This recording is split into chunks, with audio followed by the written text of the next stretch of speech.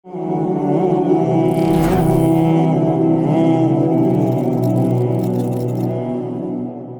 اللہ الرحمن الرحیم۔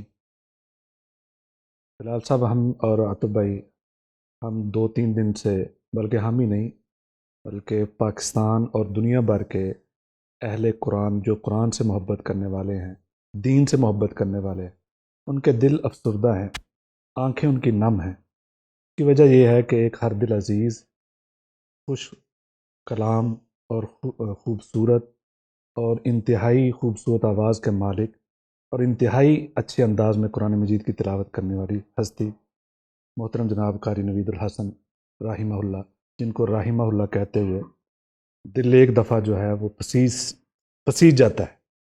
اس حوالے سے میں چاہتا ہوں کہ آپ بھی اپنی یادیں شیئر کریں کہ آپ کے ان کے ساتھ ایک تعلق ہے 25 سالہ تقریباً۔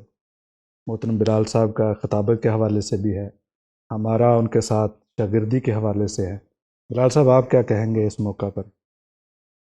بسم اللہ الرحمن الرحیم۔ صحیح صاحب، یقیناً جو کیفیت یہ خبر سن کے میری تھی وہی آپ دوستوں کی بھی ہوئی ہوگی بالکل کہ ایسے۔ مجھے جب اس خبر کے بارے میں پتہ چلا تو میں نے 2 آدمیوں سے پہلے تصدیق کی۔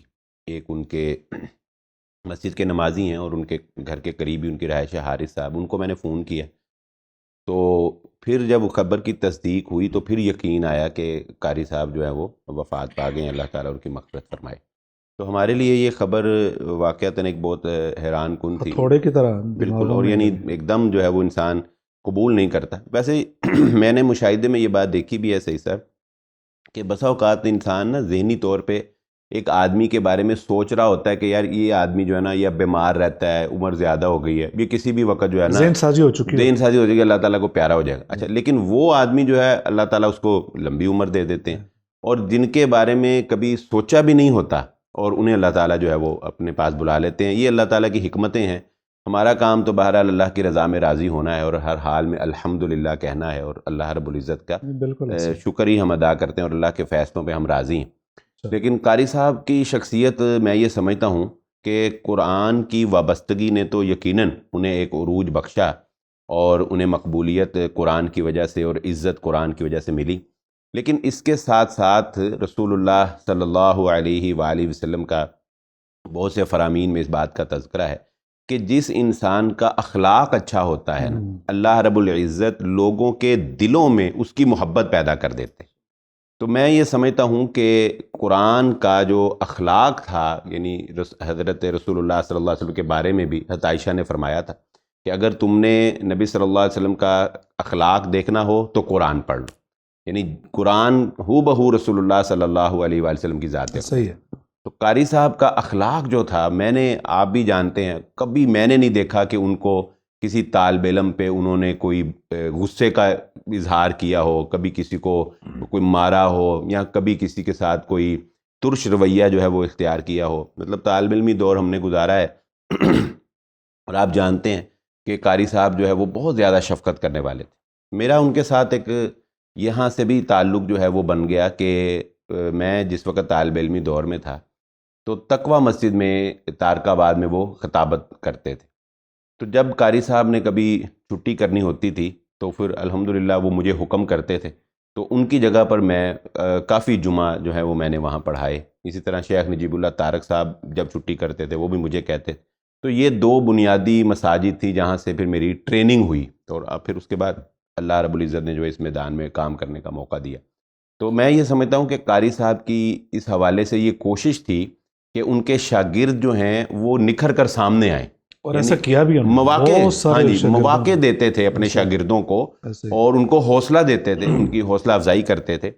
اور ایک بڑا ہی واقعہ میں آپ کے ساتھ شیئر کرنا چاہوں گا جو میرے ساتھ قاری صاحب کے ساتھ پیش آیا۔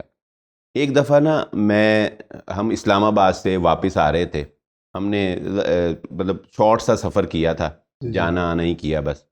تو واپسی پہ فجر کی نماز تھی غالباً، یا شاید کوئی اور نماز تھی، تو ہم نماز کا وقت ہو گیا، تو ہم نے کہا کہ میرے ساتھ 2 دوست اور بھی تھے، تو ہم نے کہا کہ چلیں جو وہاں پہ مسجد میں ہے نا مسلم ٹاؤن میں، وہ مسجد ذرا آپ کو پتہ ہے موٹر وے سے اتریں تو ساتھ ہی وہ مسجد جو ہے قریب پڑتی، تو ہم نے کہا کہ چلیں وہاں نماز پڑھ لیتے ہیں۔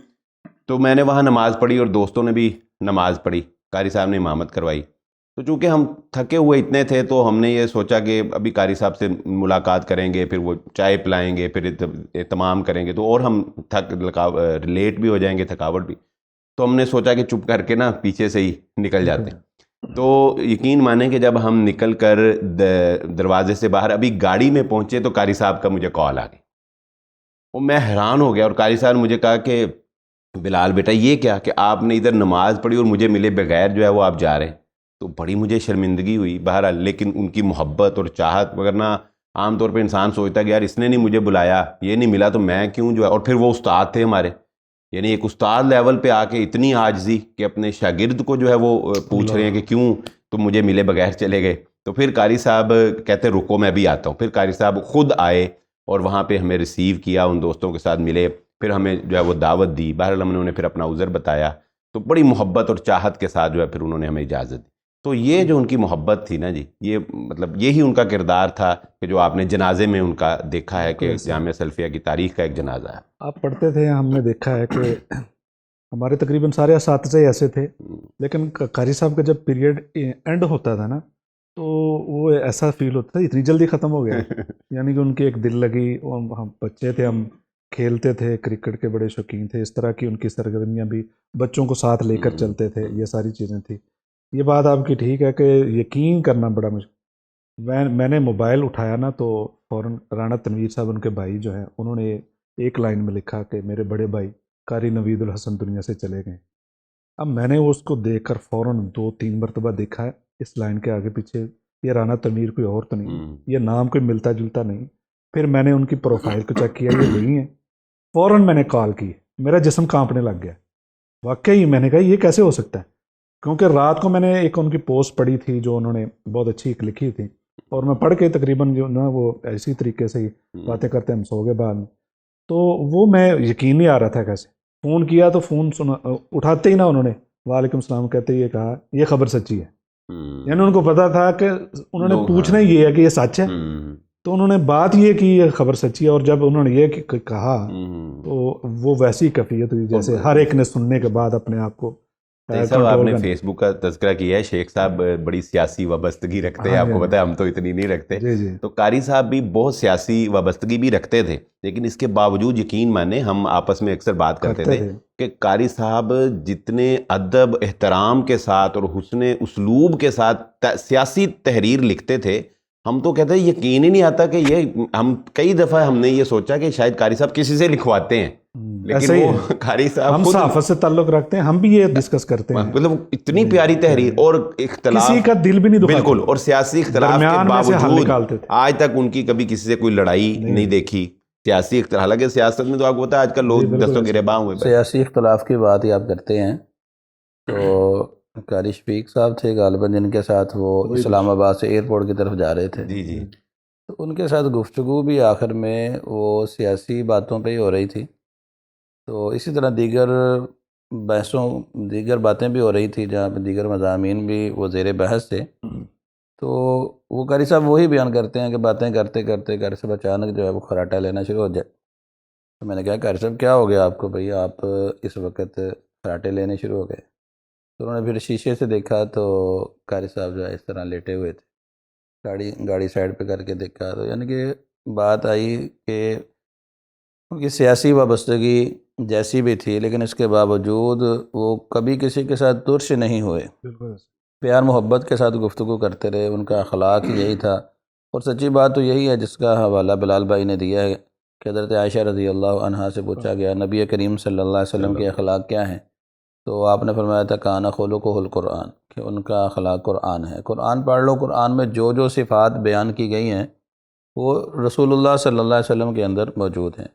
تو اسی طرح جب سے قاری نوید الحسن لکھوی رحمہ اللہ، سچی بات ہے کہ زبان سے پھر حافظہ اللہ نکلتا ہے، جاتی ہے زبان رک جاتی ہے وہاں پہ کہ اس کو ابھی بھی یقین نہیں آ رہا کہ قاری صاحب ہمارے درمیان نہیں ہزاروں رہے. لوگوں نے مل کر رخصت کیا، سچی بات ہے رحمہ اللہ یہ لفظ کہنا بڑا ہی مشکل ہو رہا ہے، لیکن اللہ کے فیصلے ہیں، اللہ کے فیصلوں پہ رضامندی ہونی چاہیے. تو شروع سے ہی ان کا قرآن کے ساتھ بڑا گہرا تعلق تھا. شروع سے ہی قرآن کے اوپر اور قرات کے اوپر انہوں نے کافی توجہ کی ہے۔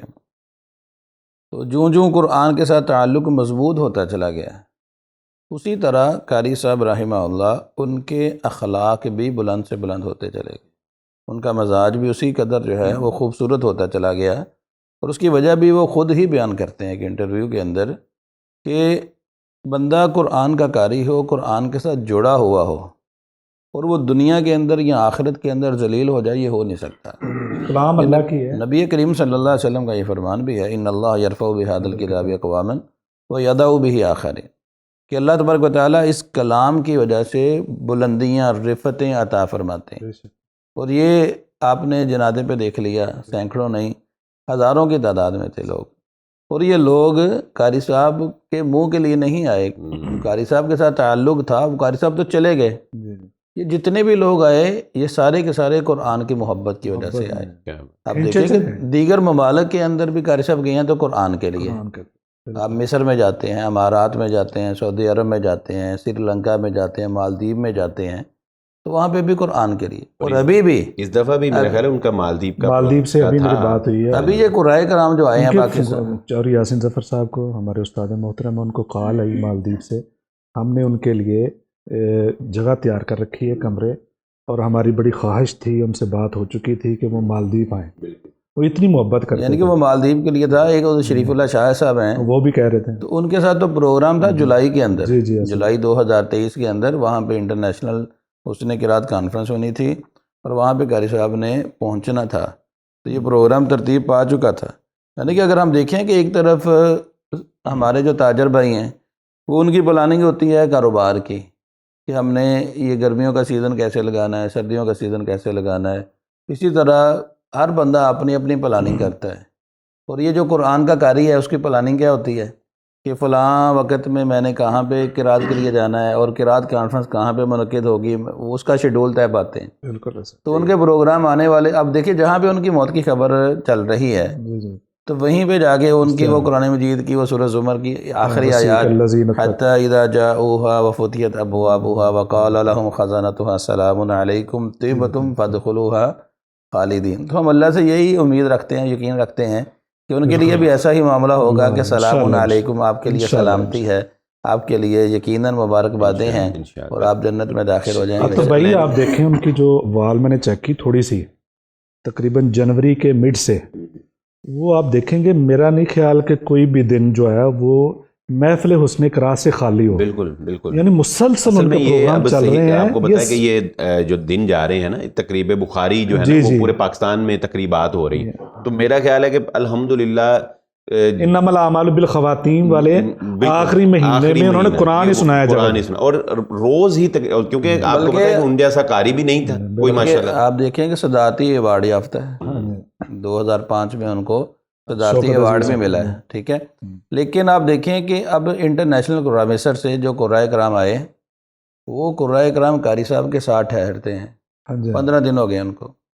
اب آپ کے علم میں ہوگا کہ قاری صاحب کراچی میں تھے، کراچی سے جمعہ پڑھانے کے لیے فیصل آباد میں آئے ہیں، جمعہ پڑھایا، جمعہ پڑھانے کے بعد ایک پروگرام قرات کا کہیں پہ تھا، دوسرا پروگرام تھا اسلام آباد میں، تو اسلام آباد والا دوسرا پروگرام کیا ہے، رات ٹھہرے ہیں، اور صبح ناشتے کے بعد جب نکلے ہیں تو تیسرے پروگرام کے لیے، اور وہ کراچی میں تھا، اب واپس انہی قرائے کرام کے پاس جا رہے تھے جن کو انہوں نے بلایا تھا پاکستان کے اندر۔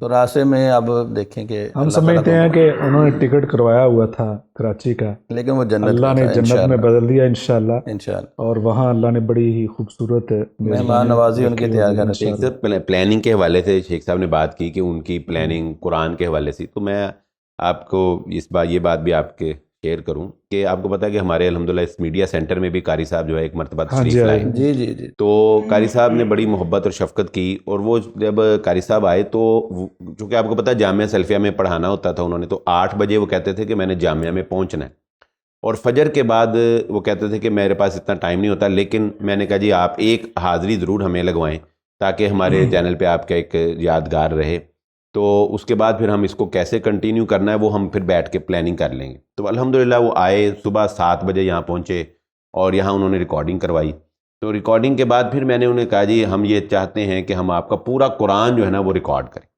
تو وہ کہنے لگے کہ میرے لیے یہاں آ کے پورا قرآن ریکارڈ کروانا ممکن نہیں ہے، لیکن انہوں نے کہا کہ میں وہاں پہ ایک کمرہ جو ہے وہ تیار کروا رہا ہوں، تو جب وہ کمرہ تیار ہو جائے گا تو میں آپ کو بتا دوں گا۔ میں نے کہا جی ٹھیک ہے۔ پھر میں نے حارث بھائی جو میں نے بھی ذکر کیا ان سے بات کی، حارث بھائی کو میں نے کہا جی قاری صاحب کا جب وہ کمرہ تیار ہو جائے تو ہماری ذمہ داری ہے روزانہ ہمارا بندہ اپنے تمام ٹولز کے ساتھ وہاں جائے گا اور قاری صاحب کی روزانہ کی جو ہے نا ہم ریکارڈنگ کریں گے اور پورا قرآن جو ہے وہ ہم ریکارڈ کریں۔ قاری صاحب نے الحمدللہ اس پہ جو ہے وہ حامی بھری ہمارے ساتھ، تیاری شروع کر دی، نیت کا تیاری شروع کر دی انہوں نے کہا جی میں، اور بلکہ انہوں نے تو کہا تھا کہ ہم اپنا بھی وہاں پہ اسٹوڈیو ایک بنانا چاہتے ہیں۔ تو میں نے انہیں کہا کہ آپ اپنا جو اتنا خرچہ کر رہے ہیں ہمیں آپ حکم کریں، ہم وہاں آ کے، یہ آپ کا ہی ہے اپنا، ہاں یہ آپ کا ہے۔ میں نے کہا آپ یہاں نہیں آ سکتے، ہم ادھر آنے کے لیے تیار ہیں۔ تو انہوں نے کہا جی ٹھیک ہے آپ ادھر جائیں۔ تو پھر اب یہ پروگرام تھا کہ اس رمضان کے بعد ہم ان کا پورا قرآن جو ہے وہ وہاں پہ شروع کریں۔ یعنی کہ اس میڈیا کا بنیادی مقصد اللہ تعالیٰ، یہ اے بی میڈیا کا بنیادی مقصد یہی تھا کہ ہم قرائے کرام، علماء کرام، ہم ان کے مضامین کو جو ہے وہ لوگوں تک پہنچائیں۔ تو الحمدللہ اسی سلسلے میں قاری صاحب سے، جیسے بلال بھائی نے بتایا، بات فائنل ہو چکی تھی، تو پلاننگ بھی وہی تھی کہ اب آئندہ آنے والے سالوں کی پلاننگ بھی قرآن کے حوالے سے ہی تھی۔ انشاءاللہ ہمیں بھی چاہیے کہ ہم بھی اپنی پلاننگ جو ہے وہ دین کے حوالے سے کریں۔ عاطف بھائی آپ نے ذکر کیا ہے وہ جنازے کے حوالے سے، یہاں پہ نا میں نے ایک فرق محسوس کیا، سب نے کیا ہوگا، کہ میڈیا کے بہت مشہور لوگ جنہوں نے لوگوں کو ہنسایا، انٹرٹین کیا، بہت کچھ کیا، زندگی کھپا دی میڈیا پہ، اور ان کی جو پہچان ہے وہ پوری ورلڈ میں ہے، یعنی کہ ان کا ہر طرح سے ایک تعارف ہے۔ لیکن آپ نے بھی دیکھا ہوگا کہ جب وہ دنیا سے جاتے ہیں تو چند ایک لوگ ہوتے ہیں، اور وہ ہوتے ہیں جن کو صحیح طریقے سے نماز میں کھڑا ہونا بھی نہیں آتا، دعائیں تو بڑی دور کی بات ہے، گویا کہ صحیح طریقے سے دعا کرنے والا بھی وہاں نہیں ہوتا۔ لیکن یہ قرآن سے محبت کا نتیجہ ہے، یہ قرآن سے لگاؤ اور قرآن کو ساری عمر اس کی خدمت کی ہے، اس کا نتیجہ ہے کہ کوئی ان کو جانتا تھا یا نہیں جانتا تھا، وہ چلا آیا، اور کسی کو یہ نہیں کہ منہ دکھانا جیسے کہا کہ میں یہ ان کے خاندان کو مل لوں، جامعہ سلفیہ کی انتظامیہ سے مل لوں، یہ نہیں ہے۔ وہ بیچارے اندھیرے میں آئے، اندھیرے میں چلے گئے، واپس چلے گئے اور روتے ہوئے دعائیں کرتے چلے گئے۔ یہ بہت بڑا اعزاز ہے، اور یہ اعزاز صرف اور صرف قرآن کی محبت کی وجہ سے ہے۔ تو اس سے یہ بھی حافظ مسعود عالم صاحب حافظہ اللہ نے بڑی اچھی بات کی کہ آج کے دور میں بھی اگر آپ دین سے محبت کرتے ہیں، دین سے لگاؤ رکھتے ہیں، آج بھی لوگ آپ کے لیے اس طرح جوک در جوک دعائیں کرنے کے لیے تیار ہیں۔ سبق یہی ہے کہ ہمیں قرآن سے محبت کرنی چاہیے، قرآن سے لگاؤ رکھنا چاہیے، اور اس حوالے سے پھر ہمارے جنازے جو ہیں وہ فیصلہ کرتے ہیں کہ لوگ آپ سے کتنی محبت۔ جنازوں کی بات ہی آپ کر رہے ہیں، تو جنازوں کے اندر ہی ہم نے دیکھا کہ ایسی شخصیتیں کہ جن کا انٹرنیشنلی طور پہ بڑا تعارف ہے، صرف تعارف نہیں ہے بلکہ انٹرنیشنل لیول پہ جا کے ان کے بڑی سپر پاور کے حکمرانوں کے ساتھ تعلقات بھی ہیں۔ بالکل، تو یہ بڑے تعلقات ہونے کے باوجود ان کو نام جو ہے نا مشہور لوگوں کی لسٹ میں آتا ہے، یعنی جو دنیا کے 100 مشہور لوگ ہیں ان میں ان کا نام آتا ہے۔ لیکن جنازہ آپ دیکھیں کہ وہاں پہ وہ لوگ جو پڑھتے ہیں وہ شرمندگی کے ساتھ پڑھتے ہیں، یا لوگوں کو دکھلانے کے لیے کہ چلے جی ہم بھی جنازے میں چلے جائیں، اور جلدی کہیں ہم نظر آتا ہے کوئی جلدی کوئی عالم دین جنازہ پڑھانے کے لیے تیار بھی نہیں ہوتا۔ سچی بات ہے، فیصل آباد کے نارمل سے ہوتے ہیں، فیصل آباد کے اندر بھی ایک واقعہ ہوا ہے، اور جنازہ پڑھانے کے لیے بلال بھائی وہاں پہ کوئی عالم دین کوئی قاری نہیں تھا، تو ایسا بندے نے جنازہ پڑھایا جو خود جو ہے وہ فنکار آدمی تھا، اسی کی فیلڈ، اس نے جنازہ پڑھایا۔ اب دیکھیں اب جنازے کی دعائیں، اب یہاں پہ تو جو کوئی آیا، بلکہ قاری ابھی آپ بات کر رہے تھے جنازے کے حوالے سے، سچی بات ہے آنکھوں میں آنسو جاری ہو گئے جب قاری عبدالقیوم فرق حافظہ اللہ انہوں نے نماز پڑھائی ہے، تو وسیق الذین اتقوا ربہم الی الجنۃ زمرا، وہی آیات پڑھ دیں جو آیات قاری صاحب کی آخری تلاوت تھی۔ تو سچی بات ہے وہ دل کی کیفیت وہ بیان نہیں کی جا سکتی۔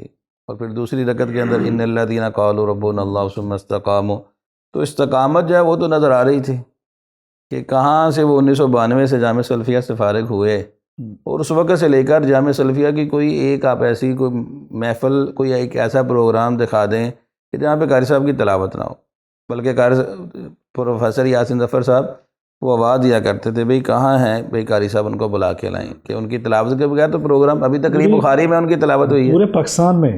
کوئی بڑی تنظیمی حوالے سے یا کوئی مجلس ہوتی تھی اس میں نظریں قاری صاحب کی طرف اٹھتی بالکل تھی. بالکل. اور میں یہ بھی امت مسلمہ کے نوجوانوں کے لیے قاری صاحب کی شخصیت میں ایک بہت بڑا پیغام ہے کہ وہ ایک امام مسجد تھے, جی. وہ ایک خطیب تھے. ہمارے ہاں ان عہدوں کو جو ہے وہ اچھی نگاہ سے نہیں دیکھا جاتا. اچھی نگاہ سے مطلب کہ لوگ سمجھتے ہیں کہ ان کی کوئی لائف نہیں ہوگی, ان کا کوئی لائف دنیاوی سٹائل نہیں اعتبار ہوگا, سے سمجھتے ہیں. دنیاوی اعتبار سے یہ بڑے بیکورڈ قسم کے لوگ جی, ہیں. جی. لیکن آپ قاری صاحب کی ڈریسنگ دیکھ لیں, آپ قاری صاحب کی معاشی زندگی دیکھ لیں, ماشاءاللہ دنیا کی تمام وہ ضروریات جو آج کل کسی ایک انسان کے لیے ایک اچھی زندگی کے لیے ہم کہتے ہیں ہونی چاہیے, وہ الحمدللہ قاری صاحب کے پاس موجود تھیں.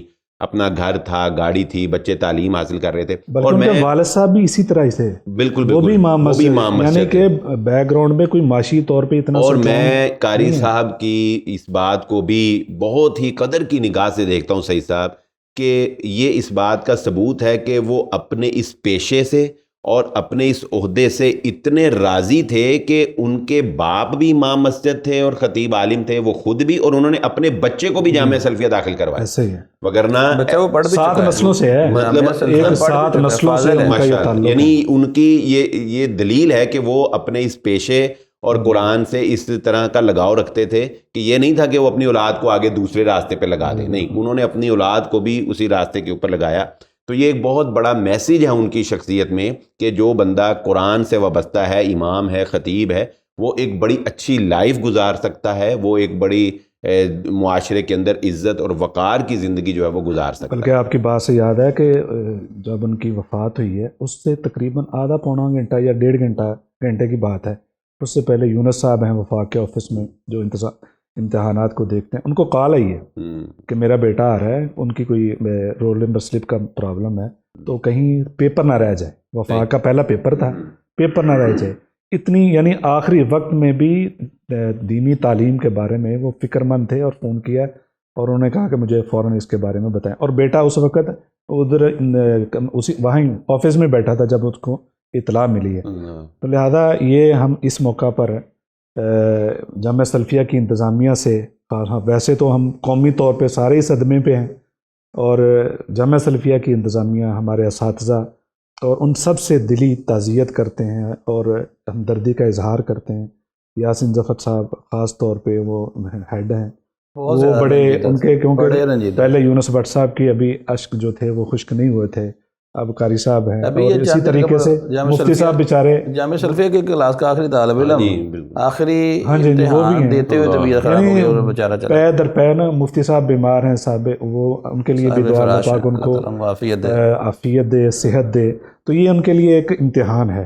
ہماری دعائیں ان کے ساتھ ہیں, تعزیت ہے ہم دلی طور پہ کرتے ہیں, اور دعا گو ہیں قاری صاحب کے لیے, اللہ پاک ان کو کرور کرور جنتیں عطا فرمائے. اور ان کی ہر ایک تلاوت کو, یہ بھی ایک میسیج بڑا وائرل ہوا ہے, سچی بات کہ دنیا کے کوئی اس طرح کے پروگرام کرتے ہیں, کوئی میوزک پروگرام کرتے ہیں, جب مرتا ہے وہ ساتھ اس کو ٹیگ کرتے ہیں کہ یہ ہے گناہ جاریہ بن جاتا ہے, گناہ جاریہ جب تک وہ گایا ہوا ہے. لیکن قاری صاحب کی وفات کے ساتھ ہی یہ ویڈیو جاری ہیں, یہ ان کی بلندی درجات کا انشاءاللہ. صحیح بات, لیس للانسان الا ما سعی. دنیا میں جو بھی چل رہا ہے اب ان کی خبر کے ساتھ قرآن کریم کا کلپ چل رہا ہے, مختلف کلپس چل رہے ہیں. یہ خوش نصیبی ہے کہ انسان تو چلا گیا ہے, اب پیچھے جو چھوڑ کے گیا, پیچھے کیا چھوڑا ہے, قرآن چھوڑا ہے. سبحان اللہ. بلکہ وہ ان کے عزیز تھے نا جنہوں نے گفتگو کہی تھی, تو انہوں نے فرمایا کہ رسول اللہ صلی اللہ علیہ وسلم فرمایا کہ اذا مات العبد انقطع عملہ. جی بالکل. تو قاری صاحب کے پاس تینوں چیزیں ہیں. قاری صاحب کے پاس صدقہ جاریہ, علم نافع اور نیک الولد الصالح, نیک اولاد بھی الحمدللہ, پھر اس کے بعد علم نافع بھی انہوں نے آگے پہنچایا, اور یہ صدقہ جاریہ مرکز مکرم کی شکل میں موجود ہے. اور بلکہ شیخ صاحب مرکز مکرم تو اب ہے ہی ہے, قاری صاحب نے ایک بہت زبردست ادارہ للبنات جو ہے وہ تعمیر کر لیا ہے. ہاں جی, جہاں یہ اسٹوڈیو ہم کمرہ بنانے کی بات کر رہے ہیں نا, وہ اس ادارے میں بات کر رہے تھے, اور قاری صاحب اس پہ بڑی ورکنگ کر رہے تھے اور بہت خوش تھے, اور وہاں سے ان کو بہت ہی بہترین نتائج جو ہے وہ مل رہے تھے الحمدللہ. وہ بہت بڑا صدقہ جاری ہے. بلکہ یہ اسی طریقے سے بہت سارے ایسے شاگرد ہیں, جس طرح بلال بھائی آپ نے شروع میں ذکر کیا ہے, حوصلہ افزائی بڑی کرتے تھے. مثلاً وہ ایک میں تحریر پڑھ رہا تھا ان کے شاگرد کی کسی کی, کہ ان کی حسن قرات تھی وہاں پہ, وہ کہتے میں نماز کے لیے وہاں گیا تو انہوں نے مجھے کہا کہ آپ نے کمپیئرنگ کرنی, وہ کہتے ہیں میں نے کہا میں کمپیئرنگ کروں، حالانکہ وہ مصری کو راہ آئے ہیں اور اتنا بڑا یہ مجمع ہے. میں کہا یہ ایسے ہی جیسے آپ کلاس میں اسبوعی اجلاس کرتے ہیں اسی طریقے سے. کہتے ہیں اس طریقے سے حوصلہ افزائی کی. میں نے کہا یہ کون سا مسئلہ ہے، میں نے وہ کر دی. یعنی اس انداز سے وہ حوصلہ افزائی کرتے. اسی طریقے سے بے شمار ایسے ادارے چل رہے ہیں ان کے شاگردوں کے جن کی وہ حوصلہ افزائی کرتے تھے. یعنی کہ جو عام باتیں مشہور ہیں جی کہ لوگ اپنی جگہ کسی کو نہیں دیتے، ہاں جی، تو یہ لوگوں کو ان کی جگہ پہ ایڈجسٹ کرتے تھے، ایڈجسٹ کرتے جیسے بلال بھائی نے شروع میں بتایا تھا. اور ایک بات رہ نہ جائے، قاری صاحب جو ہیں وہ ماشاءاللہ کرکٹ کے بڑے شوقین تھے. شیخ صاحب بھی بہت کرکٹ کھیلتے رہے، سارے شاگرد جانتے ہیں، اب بھی کھیلتے رہے. جامع سلفیہ جب پڑھتے رہے ہیں ان سے قاری صاحب تو اس دوران کرکٹ بھی ہوتی تھی، ساتھ کھیلا کرتے تھے. اور قاری صاحب اکثر، میں ایک آخری بات شیئر کروں، میں قاری صاحب کو اکثر جو ہے نا وہ ہیرو کہا کرتا تھا. وہ اس کی وجہ کہ قاری صاحب آپ کو پتہ کہ اپنی ایک جوانی کی نا تصویر اکثر پوسٹ کیا کرتے تھے، اور اس میں یقین مانیں کہ ان کا جو سٹائل اور ان کی جو ماشاءاللہ خوبصورتی نا، وہ ایسے ہی لگتا تھا کہ جیسے کوئی اتنا خاص فرق بھی نہیں آیا. 55 سال کی عمر ہو گئی، وہی اٹریکشن بڑی تھی، وہی فیس، وہی فٹنس، سب کچھ وہی تھا. شخصیت میں ان کے چہرے پہ اٹریکشن تھی، مطلب ایک جاذبیت تھی ان کے چہرے وہ ہر وقت قرآن پڑھتے رہنا اس کے اثرات تھے. ہم بھی جب ملتے تھے نا، یہ آخری ملاقات ہوئی ہے تقریب بخاری پہ، اس میں انہوں نے تلاوت بھی کی اور بیٹھے رہے. وہ میں نے نا ڈرتے ڈرتے اسلام لیا. کافی لوگ کھڑے تھے. میں نے کہا اب معانقہ کیا کرنا ہے، تو ایسے ہی ہاتھ بڑھا دیا، تو انہوں نے ہاتھ کھینچ کے معانقہ کیا. میں اس لیے کہ تھوڑا سا ادب سے ایک تھوڑا سا پیچھے رہنے کے سبھی نے اسلام ہی لیا ہے.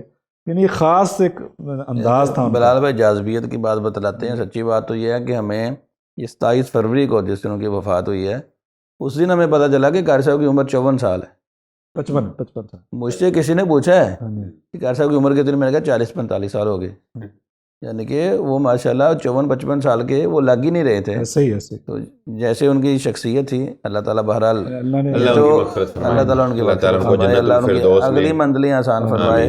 یقیناً شاگردوں کی صورت میں صدقہ جاریہ ان کا موجود ہے. اللہ تعالیٰ نے ان کے ساتھ رحمت والا معاملہ فرمایا ہوگا انشاءاللہ. اللہ تعالیٰ ہمیں بھی ان کے نقش قدم پہ چلنے کی توفیق عطا فرمائے. درخواست کریں گے کہ آپ کی اپنی تنہائیوں میں ان کو ضرور دعاؤں میں یاد رکھیں. اور پیغام یہ ہے کہ اپنے بچوں کو قرآن سے منسلک کر دیں، اپنی اولادوں کو قرآن سے جوڑ دیں. یہ انجام دے کر جو نا سب کو یہی بنتا ہے کہ آپ قرآن سے جوڑ دیں گے تو آپ کے جانے کے بعد آپ کے بچے دل سے دعائیں کریں گے، آپ کے چاہنے والے آپ کے دل سے دعا کریں گے.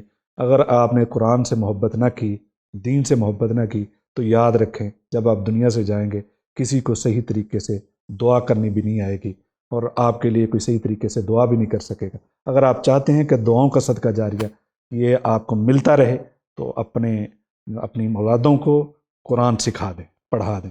بہت شکریہ. السلام علیکم.